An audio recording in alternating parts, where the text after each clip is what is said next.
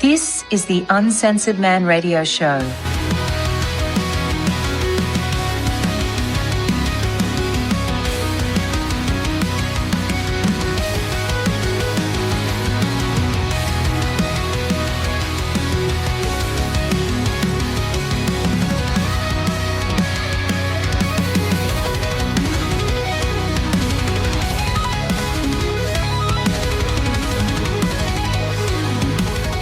This show contains adult language and content. Listener discretion is advised.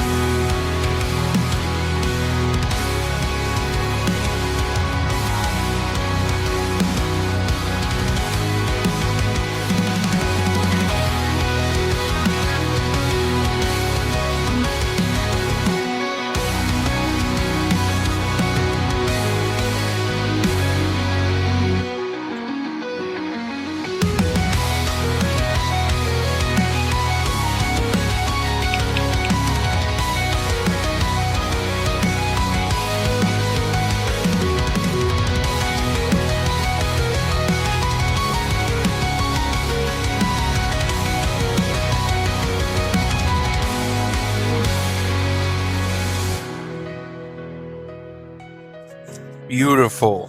Morning. Beautiful. Wonderful. Beautiful. Happy Thursday. Happy August. Is it August yet? Yeah. Is it August yet? Is it the 1st or is it the 31st? I can never remember what days have 30 days. Yeah, it's the 31st day of July. We're still in July, guys. Happy end of July. It is July 31st. Support not due till tomorrow. Good. Another day in fucking paradise. Yeah. Another day in paradise. Weird Peru stuff. officially classifies transgender people as mentally ill. What's that? Peru officially classifies transgender people as mentally ill. Peru, you said. Interesting. Yep. I had a client tell me very recently that Lima, Peru was a great place to find women. I don't know about that, but that it was a low-key passport bro location. Could be. I like Peruvians. I don't know any. I know a few from working on the ranches. What do They're the all chicks over. look like? Never seen their chicks, but they're the guys are usually pretty short and just happy, go lucky, good workers, nice people. Short and happy-go-lucky. Yep. Almost all of them. Nice. I've seen a few tall Peruvian, like one exception. Well, anyway, that's what I heard. But what else is going on? Woke is dead. Yeah, it is. Well, the Sydney Sweeney advertisement was not pulled, not apologized for. In fact, the company came out with a statement basically saying, fuck you. She's hot. She has blonde hair, blue eyes, and big boobs. And she's white. And so what? And so Good what? for them. Good for them.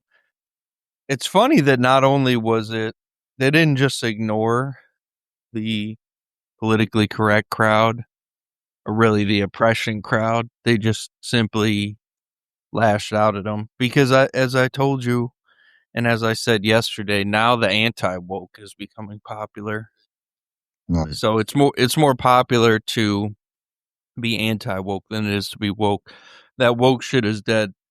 Also, there's talk about other advertisements coming out that are more along these lines. So there's a lot of like dog whistling to there's white people and white pride and stuff. I think it's all good. I think it's all great. Finally, the double standards need to end, so it's a good thing. But it's interesting. How did political correctness die so fast? Feels like it came on really fast. Came on slow, but then it became like strangling. Like it was unfucking bearable in the 2010s to early part of this decade. And then it almost seemed to just implode and collapse completely. Right. And I think the implosion point was the election. Because a lot of what elected Trump wasn't Trump. It was more just people were sick of the contradictions and the walking on eggshells, and the denials of reality that various forms of political correctness have forced us to live with and deal with. So finally people got sick of it. They said, fuck you. Yeah, even the Amish So- came out to vote, which is wild. They don't usually get involved with that kind of stuff. Who came out to vote? The Amish communities, Oh, they came out in droves voting for Trump, like, which is rare. You know, they don't usually get involved in politics. They just mind their own business. But well, like I said, a lot of people vote not for the candidate. We only have two choices in this stupid ass country still. Every other first world country, you know, they'd have multiple choices. We have two choices by design. And so people don't always vote for a certain candidate so much as they vote for the cultural issues that person stands for. And in the case of Trump, you know, he stands for anti-political correctness. yeah, You know, no, that's good. We're going back. We're going back in time, but we're in the future. It's different. going back in time in this regard, but it may be a little bit different because previously we didn't have a woke mob, politically correct, lose your job if you say anything offensive society. We might be going into a society that's more like purposely offensive. I don't know. It may Probably. overshoot a bit. I could see that happening. It may overshoot a bit. We've been Which there would before. still be preferable to the bullshit that we've had to deal with in the discourse for the last 10 years. Right. I'd rather it be more on the offensive side than on the you can't offend anybody type of side. Right. Like it's way more bearable. Way more bearable. Way more bearable. The problem with the political correctness and like shit like the people getting upset because it's an ad that I don't know, celebrates the beauty of white women. You know, how dare they do that? The problem with it is it's just so disgusting. Because if you're a white person, you have white kids, like you don't want to hear constantly about how you have to be subservient and how you have to denigrate yourself and how you have to basically deny any form of culture, but at the same time, you know, feel like white people are just all bad, but yet don't have a culture. Like it's just there's too much bullshit, too much nonsense and lies. People couldn't deal with the contradictions anymore. So now you see Dunkin' Donuts doing some other thing. Yeah, what was that about? Oh, it's just another blonde hair, blue eyed kid. Some boy. Something like he says it's a golden summer or something. Yeah. I mean, they are coming close to using certain motifs that were common by certain, let us say, racist governments of the past. So they are brushing up on it a little bit, and they're doing that on purpose. But the purpose isn't because American Eagle's a Nazi company. The purpose isn't because Dunkin' Donuts is a company run by people that hate non-whites. It's just because all the pro-white stuff is in vogue now. Like it's cool. Like it's cool to be anti-woke and racist and anti-Semitic. Those things are actually in style now, if you can believe it. Wow. That's crazy. So think about that. Yeah, think about that. What have you seen from the guys you work with? What are they like politically? And while you talk, I need to step away. They're a lot like me. I mean, they're tired of this shit too. They're all, you know, I mean, all of them are like Trump fans. Not all of them, but, you know, they're like, yeah, you know, go Trump. They're just tired of this woke, retarded bullshit. It's just as much as I am. You know, they all talk very offensively. I mean, they'll say the most extreme things, you know. I mean, I work it's like a blue collar operation, is just anything wow. They'll say shit that I won't say. Some of the guys, it's pretty wild, but it's the Wild West out here. But and nobody hates anybody. Nobody hates any people group. We don't like wolf bullshit. We don't hate these people, but we just hate this bullshit.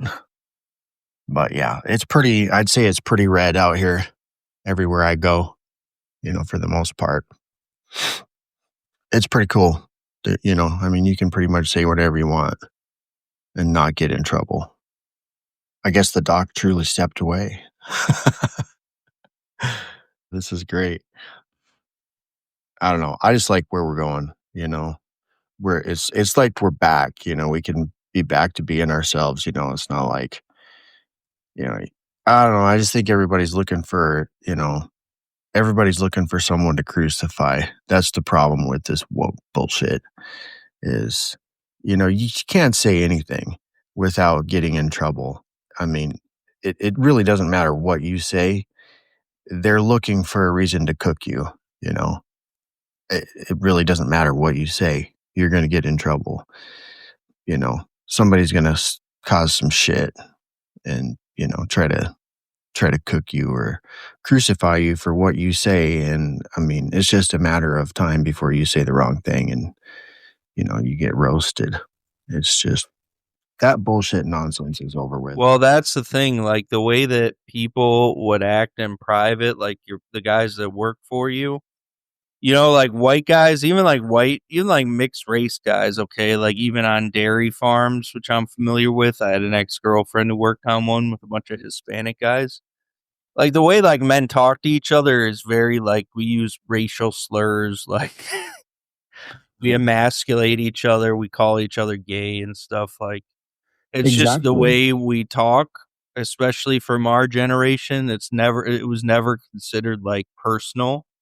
It was never considered like there's never any like racial animus or hatred or like no, like I don't like gay people. Like as I said, I think a few weeks ago, growing up, calling someone gay, like we didn't even know we had no concept of it being a sexual orientation thing. It was just like, you're gay, you're lame. You know what I mean? It's just, yeah, there was no connotation, there was no animosity towards gay people or, any race. It didn't matter, it was just, yeah. well, shit, I grew up in the northwest suburbs of Chicago in the 90s and early aughts. Grew up with very few black people. Grew up more with Hispanic people. In Chicago? But in the northwest suburbs. Well, yeah.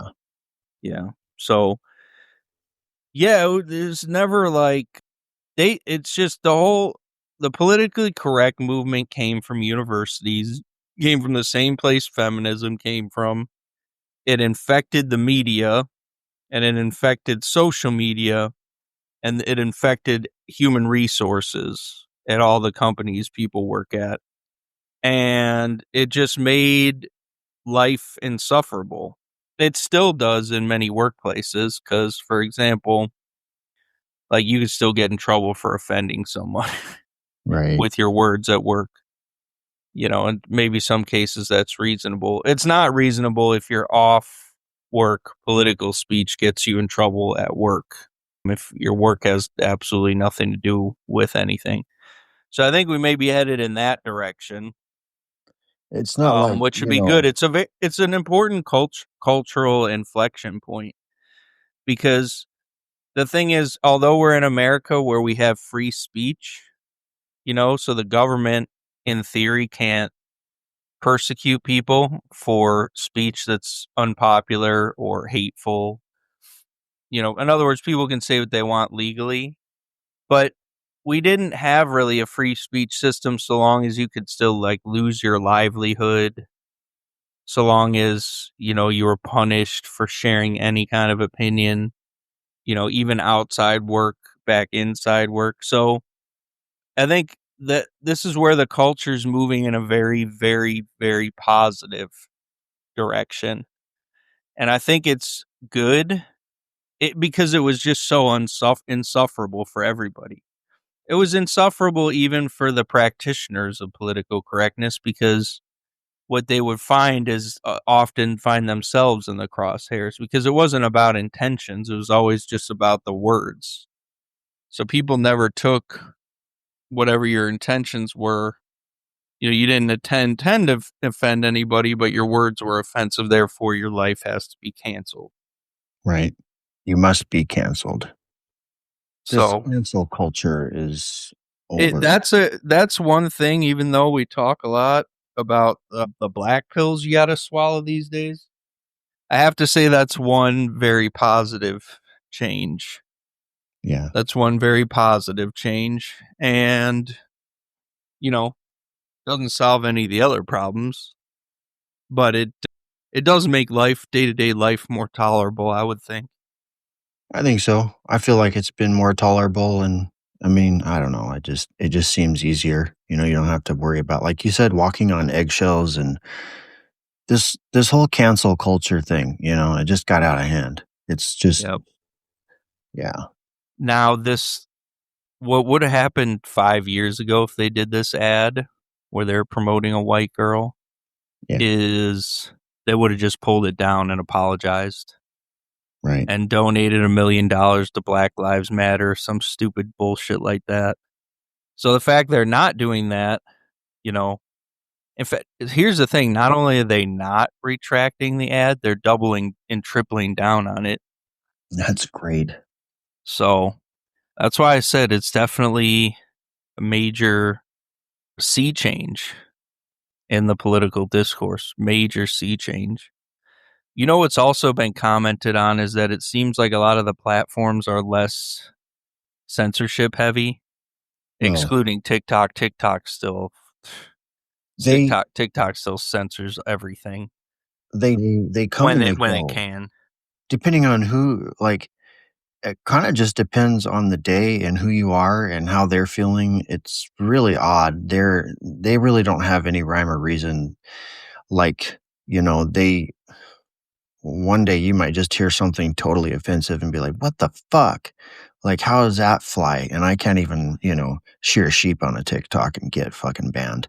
Well, I can't even talk about medical testosterone, but there are some people on TikTok that talk about like actual illicit steroid use, even sell steroids.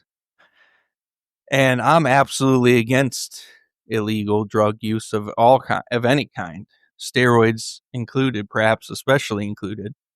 But I get heavily restricted, and I don't know how to fix that. How often do I you mean, get? Have you ever had a warning on your account? I've had my live suspended for like a week at a time. I've had my For You page access restricted. I have no account flags right now, but the point is, I guess my larger point was social media is definitely way more less restrictive. So, like X, ever since Elon Musk took over, has more or less been a free speech platform. I understand that may not be true Right. in every case, but for the most part, it is true. Yeah, there's a lot of people that would argue that it's truly free because if Yeah. something offends Elon, they get the fucking slap. Well, look at my rant. Right. Look at my rant. Right.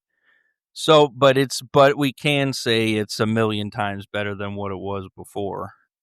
We can say that. Yeah. So it's a lot better, and also like Facebook's better, YouTube's a lot better.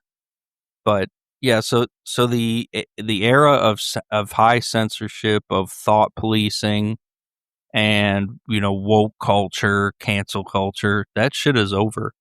And so the Democrats can't win an election if they tie themselves to any of that, which is good. It means they have to uncouple their whole platform from all that bullshit. And it's going to be tied in and with all the pro-trans shit.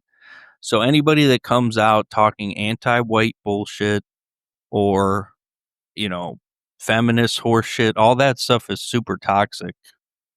That stuff is super toxic. The voters almost universally rejected that. Fuck, it's great. Which is a good thing. All this trans bullshit, I don't hate trans people, but I just, Yeah, but it's like you can, all the gender pronoun stuff. Right face. Right. People just got tired of I it. don't need my So kids thinking they're fucking boys when they're fucking girls, Like, well, gender roles are important, actually, contrary to popular belief. But yeah, I feel like the show is largely like cultural commentary. And I remember I was predicting that this would happen, that American Eagle would tell people to, not only would they not retract the ad, they would say like, fuck you. right? Because that's a popular response. That's going to amplify the campaign. More people are going to buy American Eagle now. People are saying Sydney Sweeney's not that hot. Like Rollo Tomasi, he put out a tweet the other day. Did you see that? No. Fucking fly landed in my coffee. That's so fucking annoying. That's awful. Rollo Tomasi put out a tweet saying Sydney Sweeney wouldn't be, no one would talk to her in a Miami nightclub or whatever. Interesting. Saying she's not that beautiful. But that's the point, is she's just a regular American white girl. Just thin white girl. 47 years old? Says she's born in 77. No, she's way younger than that. Okay. Rollo Tomasi is probably that old. He might be 50. But yeah, the red pill guy's like, oh, she's not even a stunner. Well, that's the thing. Like, she's just your average healthy white girl. And the average healthy European white girl is very beautiful. That's the entire point. I like what you sent me here. The end of woke cultural policing. The outrage over the Sydney Sweeney American Eagle ad and the complete failure of that outrage to kneecap the campaign signals something deeper. The moral authority of the woke cultural critic class has collapsed. Yeah. In the past, a TikTok call-out video accusing a brand of eugenics or white supremacy would have triggered a corporate apology, a groveling reaction, or at least some DEI language to cover PR wounds. None of that happened here. American Eagle doubled down. The stock went up. Public support, especially from Gen Z, men and women, tired of the social injustice purity spiral, increased. Conservative media mocked the outrage. Even Tesla joined in, trolling the entire narrative. This isn't just about genes or Sydney Sweeney's DNA. It's about the public finally calling bullshit on treating blue eyes and blonde hair as inherently problematic, pretending that aesthetic attraction to classical beauty is racist, equating wordplay about genes with Nazi ideology, shaming women for embracing femininity or sexuality unless it's filtered through a rigid leftist framework. Yeah, so that's the thing, is the ad itself is a double entendre because it's a gene advertisement. And obviously they were making dog whistles, or what the left wing calls dog whistles, with the whole genes thing. So they were right about the intention of the ad being kind of a white supremacist dog whistle. What they were wrong about is the fact that that kind of thing is not popular when it actually is very popular and always has been. White people don't, because they're more racially aware. They want to be acknowledged as separate and distinct and not inherently evil. Right. So that's the zeitgeist today.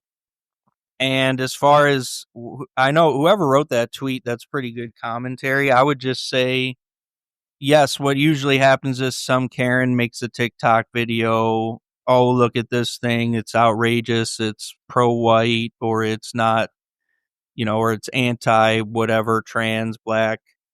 And then people would see the video. It would go viral. Probably TikTok pushed it to be viral. Other media platforms push it to be viral.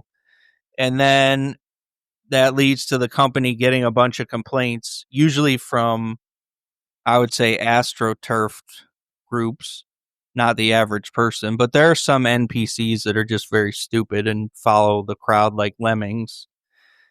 And so that's what usually happens. And the company apologizes. And so that's woke. That's woke cancel culture in a nutshell. So what happened this time is they put out an ad that was purposely offensive. Like, that's the other thing is people assume that they did this and didn't know they were going to get backlash for it. They did it for the backlash. Yeah. American Eagle did it knowing that they would get a cancel culture or a cancel mob sent on them. But they knew that in the current zeitgeist, this is why whoever the advertising firm is for A&E, other companies need to pay attention because they know what's going on. They have their finger on the pulse of America. This is how things go. The shit that triggers the woke mob is popular. It's not unpopular. It's very popular. So you can so they get publicity initially negative because everyone's like, look at this, it's a Nazi dog whistle. You know, the old saying goes, there's no such thing as bad publicity because all publicity is good. But that especially goes true for like clothing lines, you know what I mean? Oh man. So the bad publicity amplified them, and then their response amplified them further. So now they didn't just simply ignore the woke mob. They put out a statement that was essentially, fuck you. Yeah. We love that she's beautiful white girl. This is, further amplifying the message, and people like it. And yeah, they're going to sell. The campaign's going to be very successful, I'm sure. Well, they went viral. So this is what good advertisement campaigns use. See, American culture can be hard to read because it's so narcissistic and schizophrenic. It changes often in unpredictable ways very rapidly. So the people that market the best know what's going on. They're on top of it. They know what's going on. Because if I saw this ad and let's say I was a Madison Avenue like ad executive 10 years ago, if I had seen this ad, I'd have been like, we can't play this fucking ad. This ad's going to get us canceled. This ad's going to get taken off the air. Like the networks are going to refuse to stream it. It's going to be widely denigrated. This might even trigger a fucking boycott. Shit, 2 years ago. 2 years ago, maybe, but definitely 10 years ago, no question. Yeah. So that's how things can change rapidly. But you got to get it right. You got to get it right. Like we talked about, remember that Budweiser did that whole tranny thing? Yeah. Who was the person that they were promoting? I don't even remember the details. It was like something where a tranny was promoting their beer, and then a bunch of people boycotted it. You remember that? I do. That was, 3 years ago? 4 years ago? Was it that long ago? That was, I think so. But when people very, very heavily push back against that, that should have been a big sign to the advertisement industry and for cultural commentators to be like, wow, the regular average person hates this shit. And they hate it because it's being jammed down their throat. It's left the university lecture hall where the stupid, impressionable idiot kids have no choice but to listen to it, and made its way into your living room. And people deeply resent that. Well, it's just like Andrew Tate was saying. It's like, everything's gay. Everything's fucking gay. It doesn't matter where you go, It's everything's fake. Everything is faking gay. And I have gay friends. I'm not a fucking gay hater, but like, really, like, everything doesn't have to be about fucking gay. It's like, stop jamming this shit in our faces and down our throats, Yeah. Well, this ad was about Dylan Mulvaney. It was a social media marketing campaign in 2023. So this was only 2 years ago. It was like a commercial or an ad, primarily on Instagram and TikTok. But Bud Light's parent company, Anheuser-Busch, partnered with Mulvaney as part of a broader strategy to appeal to younger and more diverse audiences amid declining sales. They sent her personalized cans featuring her face to commemorate her 365 Days of Girlhood series, which documented her transition. On April 1st, 2023, Mulvaney posted a sponsored Instagram video showing her drinking Bud Light in a bathtub dressed as Audrey Hepburn and promoting a March Madness contest where fans could win $15,000 by submitting videos. And see, this was the thing about that, is that got a lot of pushback. They lost a lot of sales. Just people said, fuck Budweiser. The fact that the ad people at Budweiser thought this would be popular, I mean, it just goes to show you don't hire university trained advertising women, degreed women. They don't know what the fuck they're talking about. This kind of ad came straight out of some kind of women's studies / communication majors, like brainstorming toolbox. But the audience for it is, so you got to know your audience. So the audience for Budweiser is like blue collar men. They don't like any of that tranny shit. What the fuck were they thinking? What were they thinking?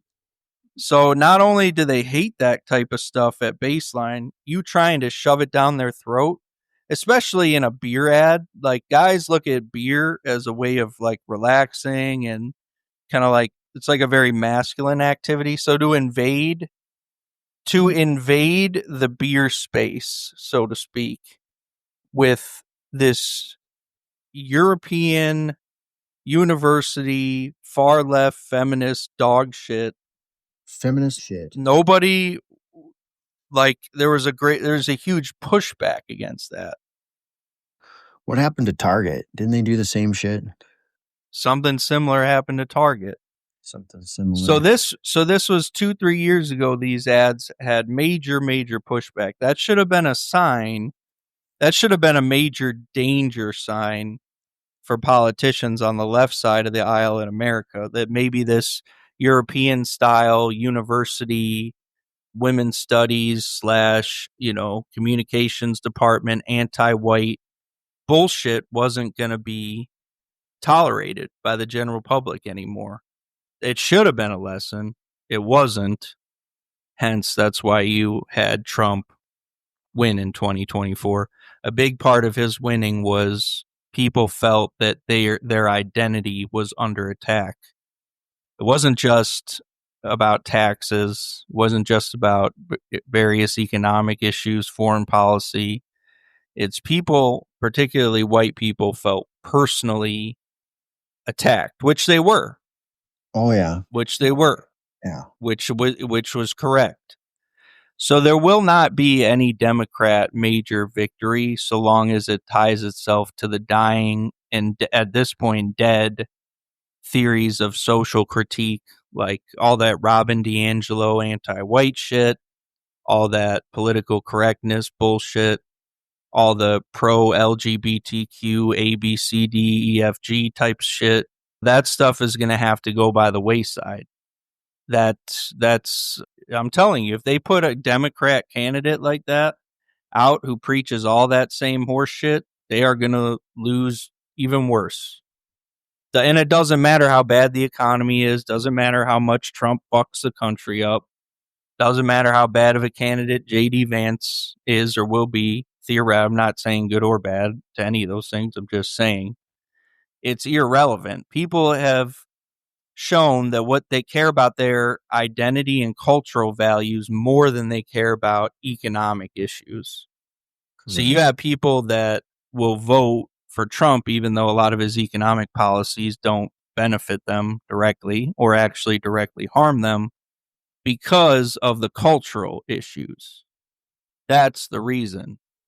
So will they learn their lesson? I can tell you that the ad agencies have learned their lesson. So you'll see Sydney Sweeney ads from now until whatever the next trend is, whatever the next advertisement trend is, which will no doubt be low IQ like everything else.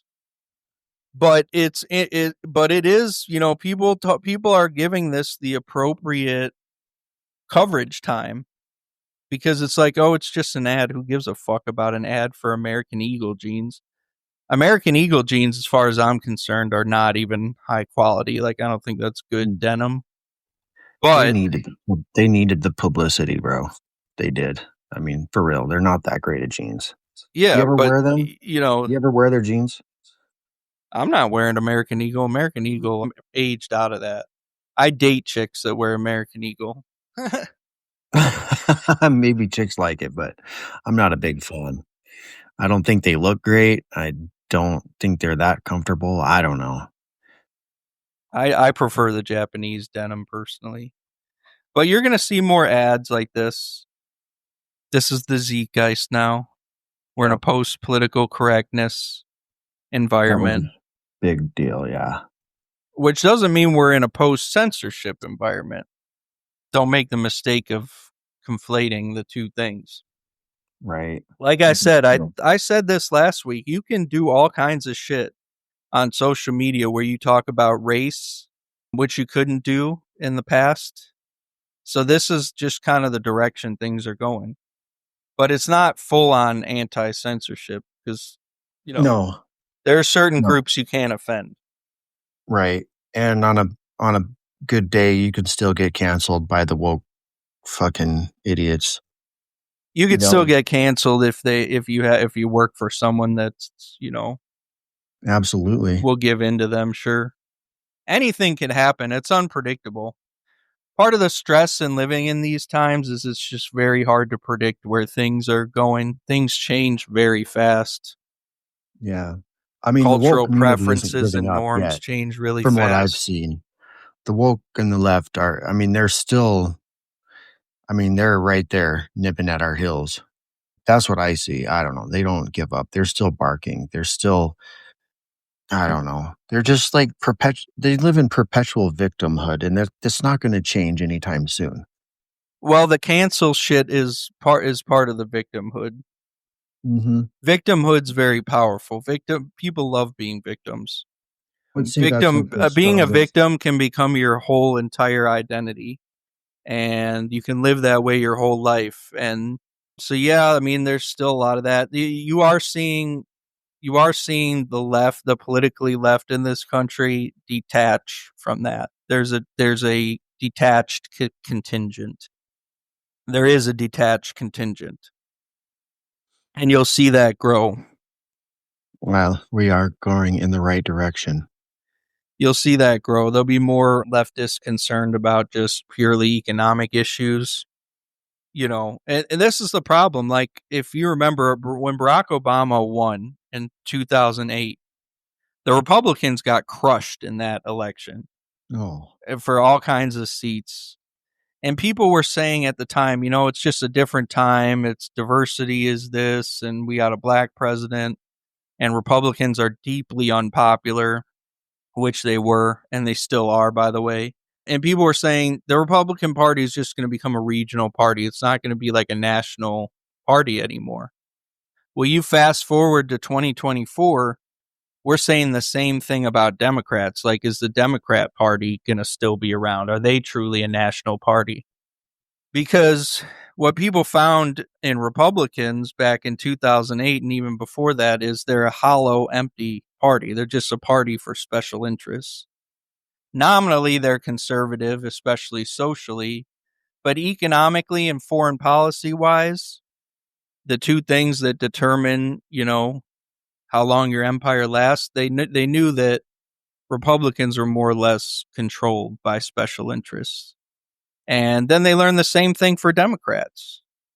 That's been the slow lesson that people have been learning, that people that are putatively left-wing economically and talk about raising taxes and all that shit, Democrats in Congress are some of the richest human beings in the history of the world. Nancy Pelosi has made tens of millions of dollars since becoming a representative. House of Representative members only make like what, 300 grand a year. She's made like $100 million since becoming a member of Congress, and she regulates a lot of the industries that she's invested in. And there's even a guy who made an app where you can follow her stock trades and do the exact same stock trades as she does And my understanding is for the past few years, it's been very profitable. And she's not the only one. So it's a very corrupt one-party system. It's at this point, people know economically, foreign policy-wise, they get the same thing no matter what. The big difference was the cultural issue, which is ironically more important than anything else to people. People don't like their identity being attacked. That's why Trump was an important figure. It wasn't Trump had good economic ideas. It wasn't Trump really had a solution to any of the wars that were going on. I mean, we're seeing that right now. Obviously, he never had any decent plan to stop either of them. So we're seeing that he's pretty ineffectual, but he represented culturally an unapologetic identity of, I don't know if I want to say whiteness, but let's just say non-political correctness. Yeah. And so that's what resonated with people, is people wanted to tell the thought police to fuck off. All this Stop bullshit. telling white people they're evil. Cut it out with these transgender storybook hour things. Like, people hated that.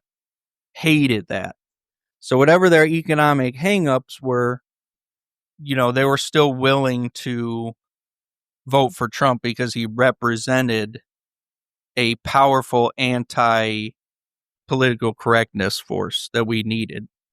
So that I think is the lasting benefit of the Trump presidency. I think the rest will end up being potentially disastrous, but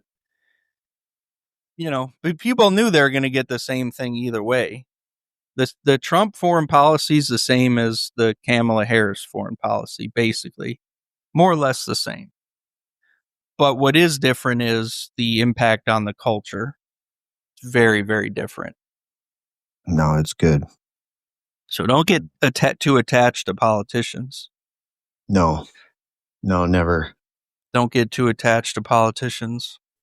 Morgan Stanley, this is another story, released a article stating that 45% of women between the ages of 24 and 44 years old in the U.S. will be single by 2030, single and childless. How much? So 50% of women between 24 and 44, no children, no man. What do you think? Wow. Well, I think it's great. Good for them. American women. That's what they wanted. That's what they want. That's what they wanted. They wanted that. So they're getting what they want. My first reaction is like, what companies do you invest in? What are the companies we look at when we have an excess of single women? I don't know. Like box wine delivery companies. Oh, I gotcha. People make the joke about like Chewy, the pet food delivery company. Yeah. But I don't think that's a joke. Like, I legitimately want to buy a bunch of shares of Chewy. No, for real. Obviously, Morgan Stanley, they're a financial institution, so why would they release a study like this? Because they're signaling to their investors, how do you take into account this cultural shift where a huge minority, maybe even half of women, are single? How do you capitalize on it financially? That's great. Well, it's their job. I think it's great. I mean, I really don't care. I mean, they're getting what they want. They're just, why are women just so stuck up? It's just wild. So your attitude is, it's not my problem. Yeah. Like, I mean, that's how I feel because I don't really date American girls. So I see a lot of them acting like that. And I just see the struggle, you might get a guy for a little while, but he's going to just get tired of that shit. I think people get tired of each other quick. Yeah. Well, it's weird because we are entering a period of female control, I think. I think we've shifted from patriarchy to matriarchy. Maybe I'll have to do a whole monologue on that at some point in time. Yeah, you should. You should start doing some more monologues and upload them to the channel. I thought we've been in that era already, as far as I'm concerned. It's already been this matrix. Yeah, it's going to become more and more obvious, I think, as time goes on. And so the question is that good? Is that bad? It's a first. It's a first in terms of women having as much power as they're going to have. Well, they're mad because Trump got elected, and it's a signal that the matriarchy's dead. The patriarchy's still alive. You know, guys went quiet for a while. They kind of got the, mask, the wool pulled over their eyes, and they just, people were silent, but they weren't, they're still there, these conservatives, people. I mean, regular, normal folks, they're just tired of this bullshit, tired of this. Yeah, people feminist are tired of matriarchy. feminism. Look, third wave feminism, I've always said this for a while now. Like, most of this fucking bullshit is because of feminism, right? It's not Democrat, Republican. It's this whole feminist movement, that's started. Well, It started a long time I'm ago. about to black pill you. You know how we just spent 30 minutes talking about the anti-woke shit and how there's a pushback against it? I will tell you that the anti-political correctness thing definitely extends to areas of like race, for sure. Like the anti-white stuff is going to be very toxic, but I don't think it extends fully to feminism as much as people think. The reason why, and what's the reason for that? What is the reason why it's going to become so toxic to be racist towards white people? And why is racism and just looser discourse on race and ethnicity, why will that be allowed? But why will criticisms of feminism and women more generally not be allowed? It's fundamentally, it's all economic. People realize you can't offend white people and make as much money. The people that defend anti-white discourse are the people that don't really have any money anyway. There's just very few elite members of a certain group that fund it. And but the peons and the people that complain are not people that would spend money. Like, that's why American Eagle ignored the complainers, because it's just a bunch of people that wouldn't buy anything from American Eagle. But white people would. Suburban white people with money do, and they're tired of the anti-white shit. When it comes to feminism, though, the reality is women have way more power, and they prefer it that way. And they have way more money economically. They're a huge powerhouse, and I don't think they're going to tolerate much in the way of anti-feminist rhetoric. So I don't think we're entering a post-feminist world by any means. We're entering a world where you can offend like trannies and gay people and black people and Hispanic people, but women more generally, I think you're going to find there's still a lot of resistance to that. Well, there was. I mean, yeah, there's going to be resistance to it. They're not going to give up easy, but there's just, I don't know. I mean, the Andrew Tate, Pearl Davis, Myron Gaines, they're all anti-feminist, and they'll all tell you, that it's the woke woman, the feminist, specifically third wave radical feminists. Now, like, you know what I mean? There's liberals and then there's radical liberals. Do you know what I'm saying? Yeah. Andrew Tate is being prosecuted heavily with many false allegations. I believe a lot of the allegations are manufactured precisely because he's an anti-feminist. Correct. So, yeah, I mean, there's still going to be pushback against anti-feminism, generally speaking, because women have economic power. Women like feminism. I mean, it doesn't really afford them. It destroys society. It's a cult. It doesn't afford them long-term benefits. It hurts them. But that's not what they believe. It doesn't matter. See, the thing is, it doesn't matter whether a thing hurts you or benefits you long term. You're still going to believe in it as long what matters is your perception. So if you think it's beneficial, even if it isn't, you're still going to support it. And I think a lot of American women heavily support feminism, heavily Exactly. support That's female independence and equal rights and things like that. that's Some of that stuff is actually pretty valid too. Because for example, I do think women should have equal rights, but we have a problem where it's just like I have to take more time to clearly write my thoughts out, but we've definitely gone way, way overboard. well, And especially with social media, we're raising girls to be highly narcissistic, and the power that we're giving them, they're not ready to wield, I don't believe.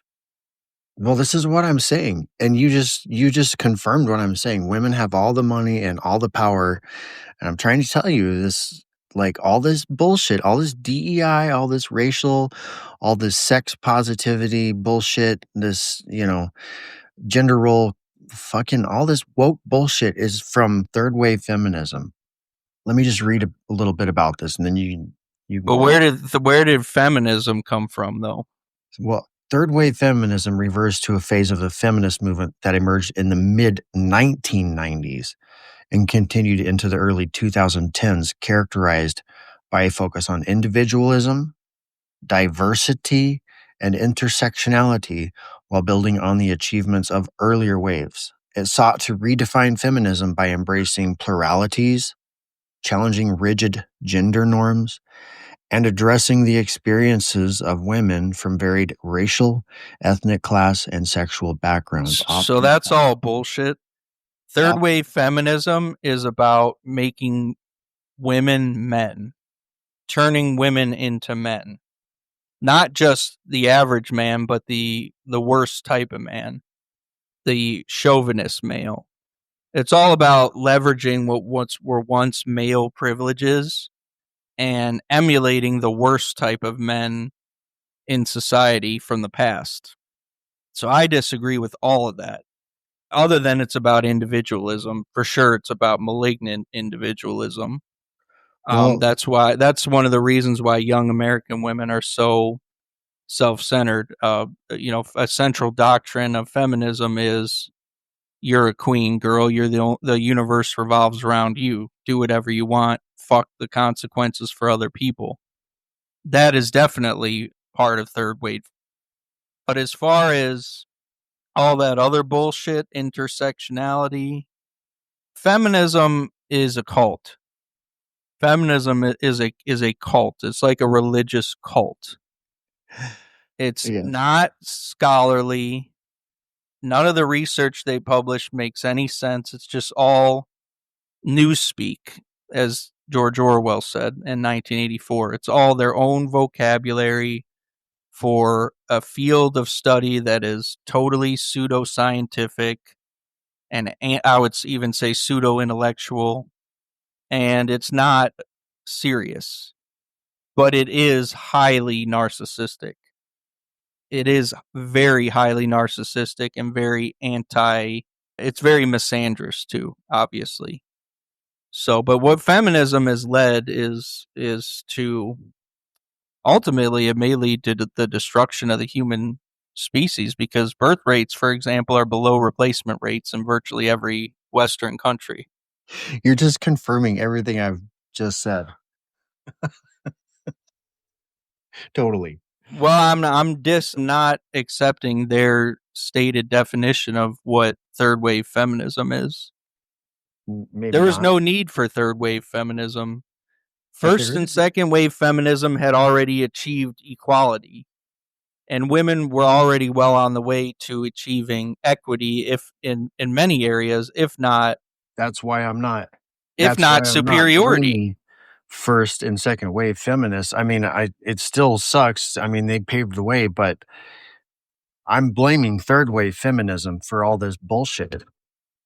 Yeah, but to me, and this is a discussion we'll have to have in the future, and we'll probably get banned for it.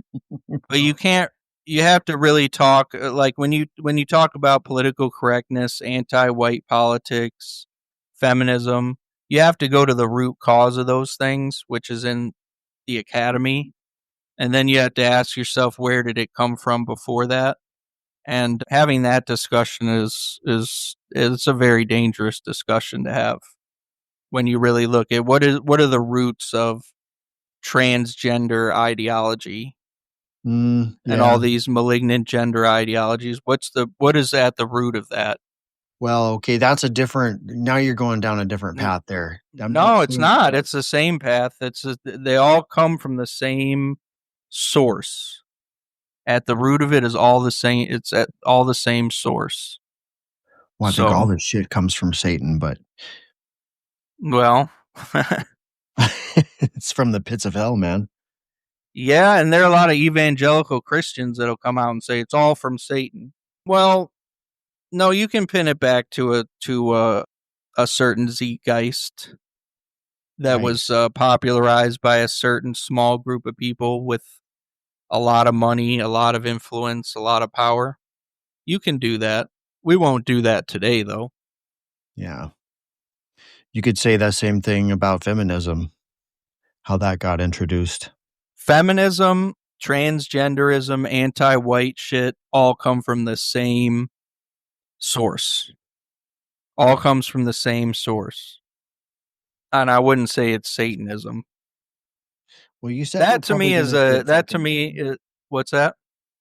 I mean, you did say we're probably going to get banned. You said it. You could say Satanism's the root of all evil. That's fine.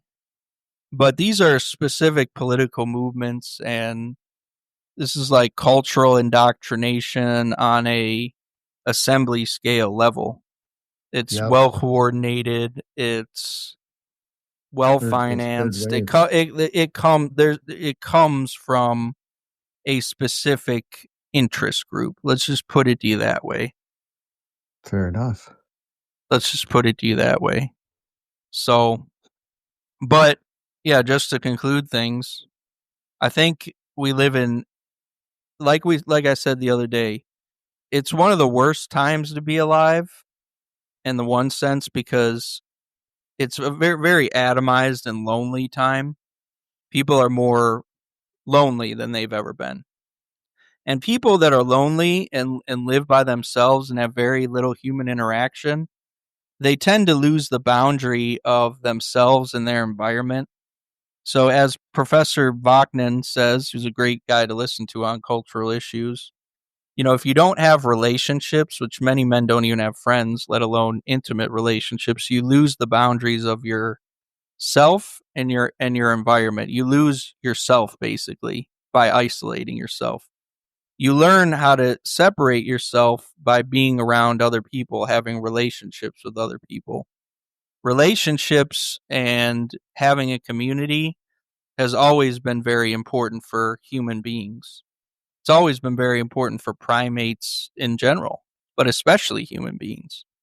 We're just great apes with less hair, but we're not the strongest.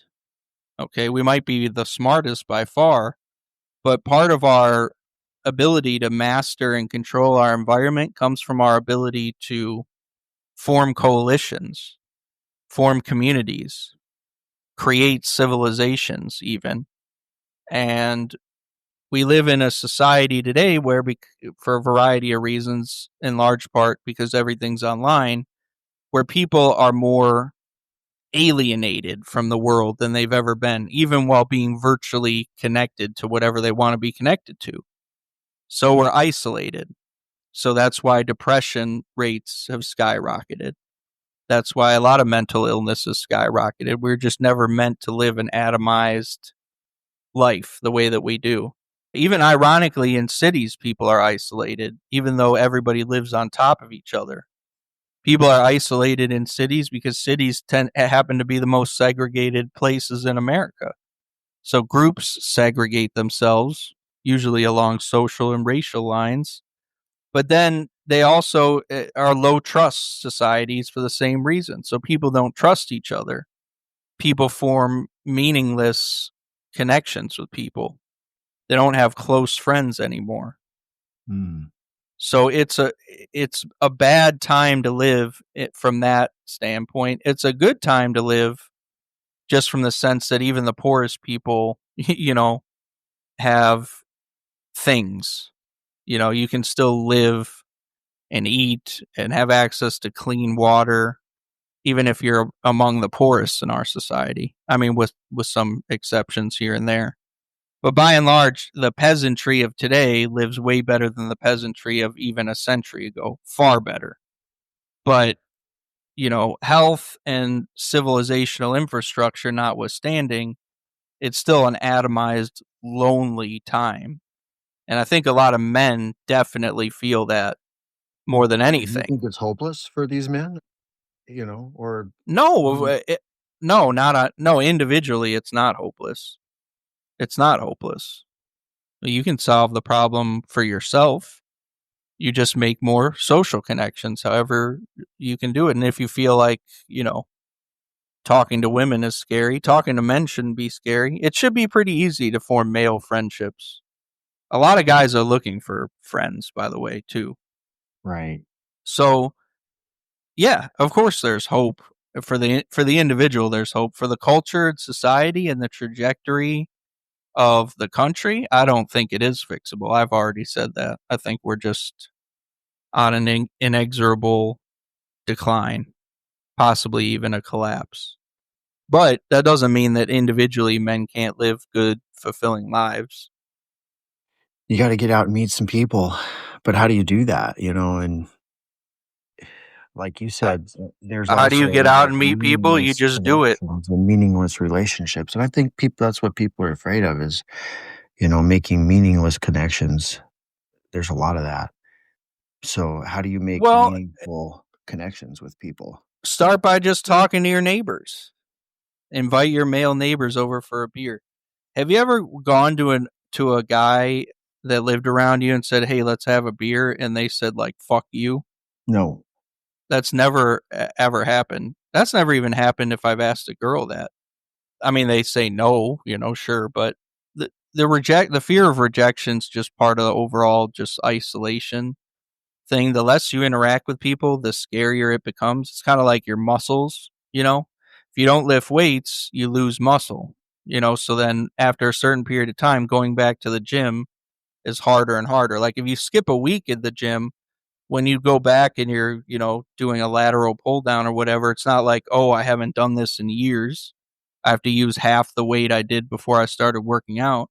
But that is what happens if you stay out of it for years, right? So you have to start back up slow. So the same thing with your social muscles. If you don't use them, they atrophy. So you just got to relearn how to be a somewhat social person. And the good thing and part of the point of what I'm trying to say is humans are naturally social. It is perfectly natural for humans to talk to each other and interact with each other and have close friendships with each other and rely on each other and even to a certain point depend on each other. Depend on each other, physically and for help and, reciprocal acts of altruism, not depend on each other in the unhealthy sense of today where people, like the borderline thing is you look for someone to be around you 24/7 and regulate your internal sense of self. I'm not talking about that. That's another aspect to it is men and women don't know how to relate to each other because they don't. It falls between extremes of hyper individualism and over dependency. You know what I'm talking about? So those guys that are like attached to their wives at the hip, and if the wife dies, the guy's just fucked beyond belief. Oh yeah. Well, there's women like that too, actually. There less women are like that than men, but there's a lot of that, and that's unhealthy too. That's not good either. But all around the country, what you're seeing with the resentment towards feminism, the resentment towards woke culture, the anti-white shit, you're just seeing a lot of young men, white men especially, checking out from society because the society they feel has nothing to offer them. And so how do you get them back into society you have to give them a stake in society. And so this is where the problem on a cultural level becomes unsolvable, because what do you give young men on a large scale? Can you promise this generation of men in their late teens, early 20s that they're going to own a house and property in America? Can you promise them that? Well, no, you can't. You can't even promise them that the $80,000 they go into debt to get their stupid degree is even going to get them a job that allows them to pay that debt off. So it's just, we're in a place where you can't give young people, and young men especially, incentives to participate, because the society doesn't seem to give them anything in return. That's the problem that needs to be solved by politicians, but it will not be solved by politicians. It will never be solved by politicians. Even though I would say that the dynamics and the hatred, I would say hatred is the correct word, that men and women under 40 in Western society have for each other is an existential problem, and it's a very serious problem. It's a very dangerous problem. You can't have your birth rate fall below replacement rates or your civilization dies. All these old people, not even old people, middle-aged people, you're not going to have a retirement system with no young people. Young people are who pays for it. You think the people paying the boomers Social Security right now is them? It's all of us paying Social Security taxes. The money that the boomers invested into Social Security was spent a long time ago. It didn't go into a fucking trust fund. That's all bullshit. Social Security is effectively a Ponzi scheme. So in order to continue the Ponzi scheme, you have to have people at the bottom of the scheme paying into the scheme so that the people who got in earlier get paid out. There's no fucking trust fund, which is also the reason why it was absurd for Trump to remove taxes on Social Security income. It's not because, in theory, taxing Social Security is like, it is bullshit because it's double taxation. You already fucking paid the tax. So I get it on a theoretical level. But on a practical level, all the money that people paid in Social Security taxes was already spent. So your government spent it. So there's nothing there other than what people contribute today. So you imagine you have a birth rate. So this is one just area where things are falling apart. And there's no fix for that other than the things that fix the birth rate. Or you have a bunch of replacement migration. You can have one or the other, but you can't have neither with a lasting society. We got pretty deep there. Are you even still there? I'm still here. I'm waiting for you to come up for air. I took a breath. Doc took a breath finally. That's good. But anyway, that's a good show for the 31st of July. I'm interested to see what August brings. It's, everything we do is on an individual basis. You're on your own out here, basically. No one's coming to save you.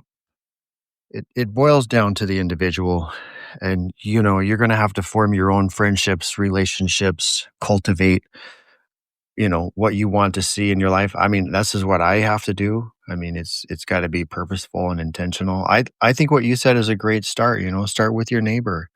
You're right. A lot of people are lonely and isolated right now. And, what do you do? Start with your neighbor. That's great. I mean, like you said, who has ever turned you down for a beer? Nobody. Guys are pretty amenable. Yeah. Men, no. Remember, your testosterone levels in the presence of other men go up. Your testosterone levels when you live with a woman, and especially if you have kids with that woman, go down. Men are designed to be around other men most of the time. They're not designed to be around your fucking girlfriend all day. They're not designed for you to sit on your fat ass and play Xbox while she scrolls Instagram and lays on your lap for 5-6 hours a day. They're not designed for you to do a stay-at-home job where you're, traipsing around your wife 24/7. Men and women, when they live together and are together all the time, drive each other fucking crazy. It destroys relationships. This is the reason why cohabitation consistently in studies before marriage is shown to predict a greater percentage of divorce, not a lower percentage of divorce, which is what you'd think, right? You think, before I marry this bitch, I better live with her to see if it's tolerable. And if the trial period goes okay, then we get married, then we live together. It works the opposite of how you'd think it will work. So you need distance from women and closeness to other men. No homo implied. Right. I mean, that's what you need. You know, if you read stories of history of men, great men in particular, no stories are written about peasants by and large. Great men did not just hang out with their chick 24/7.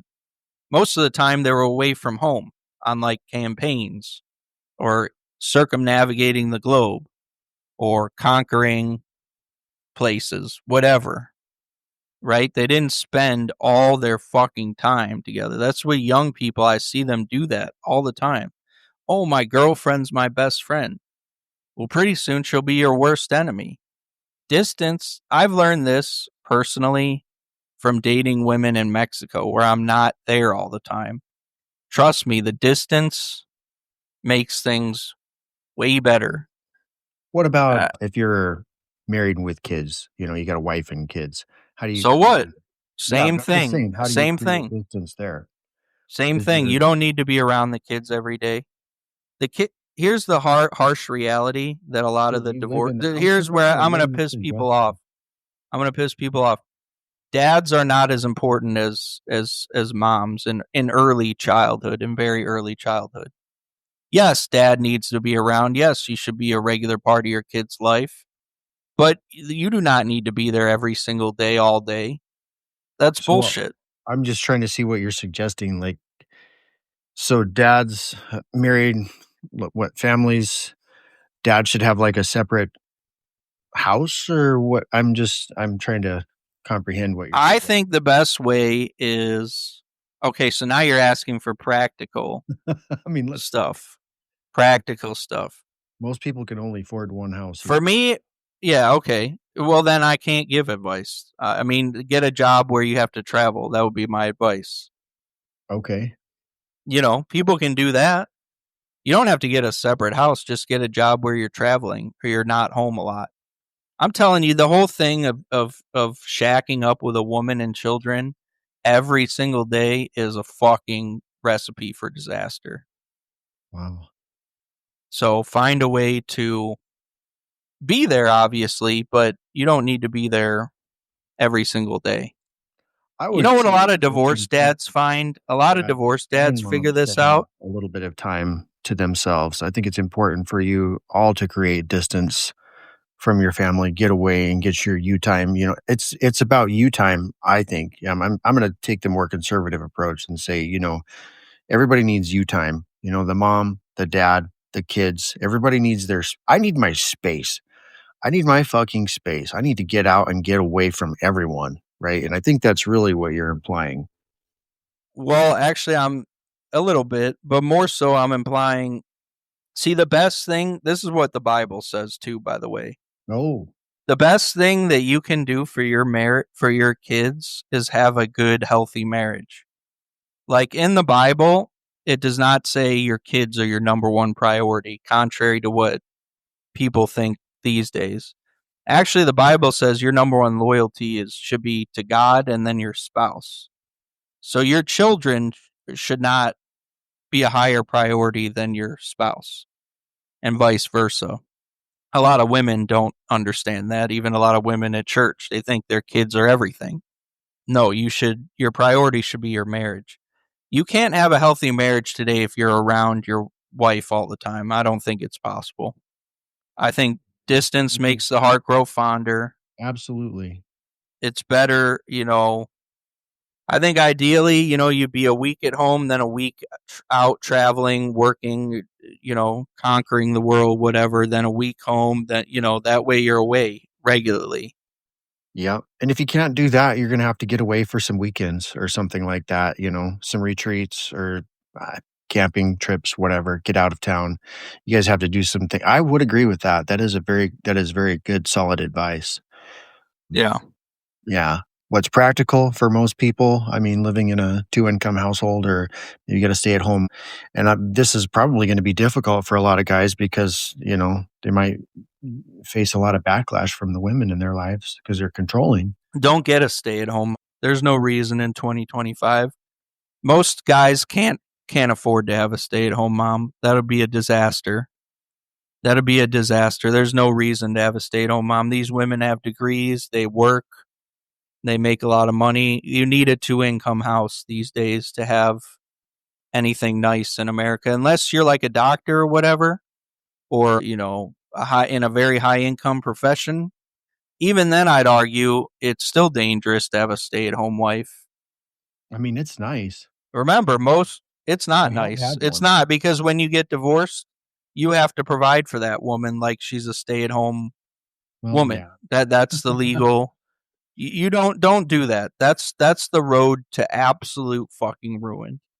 Don't listen to these tradcath idiots. Remember, close to 60% of marriages end in divorce.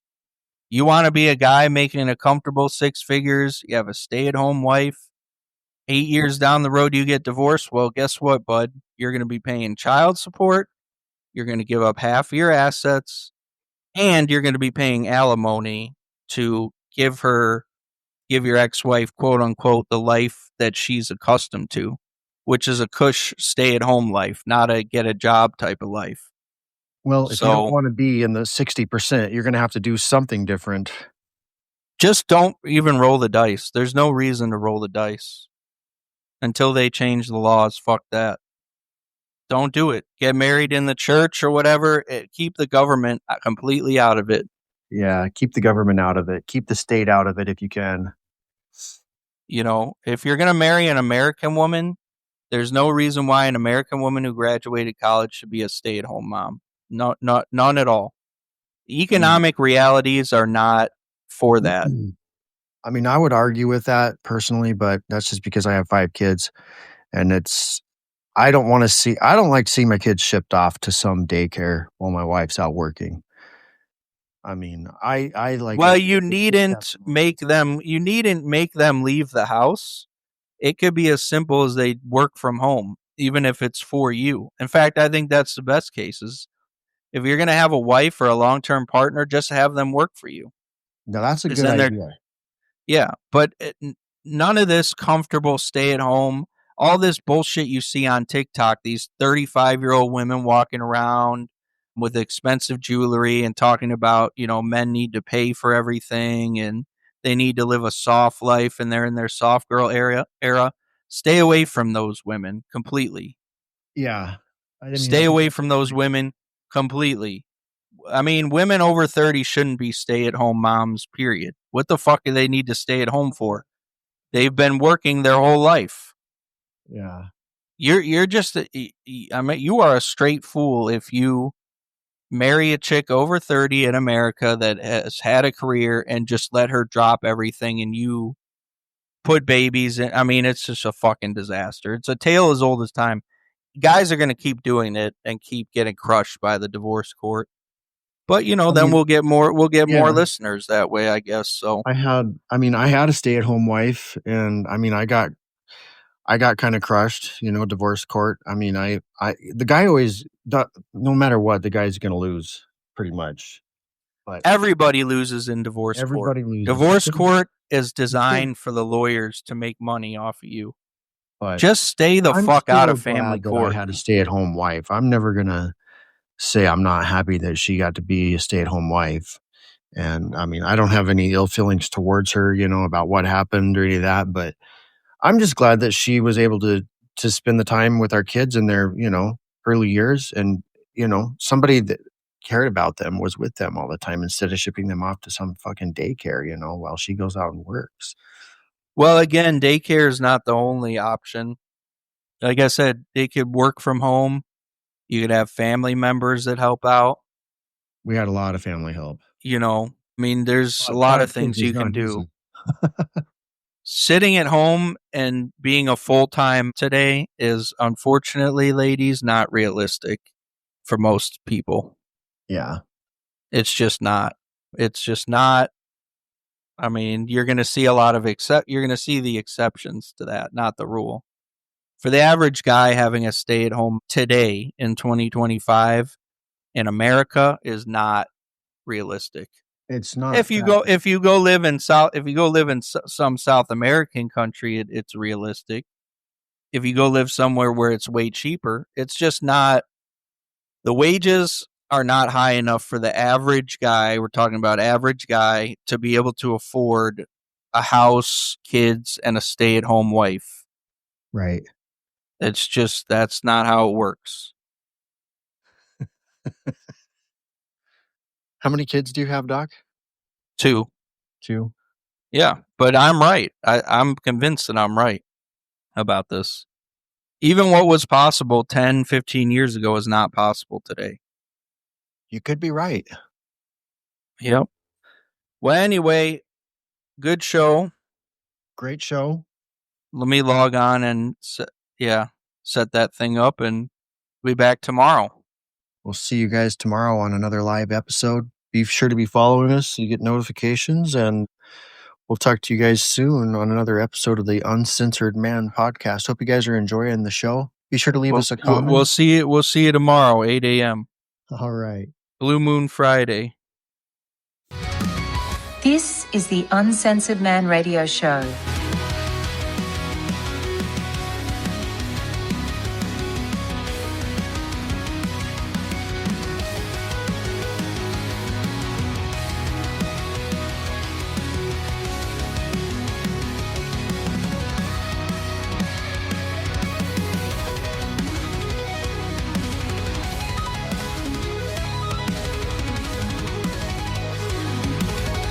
This show contains adult language and content. Listener discretion is advised.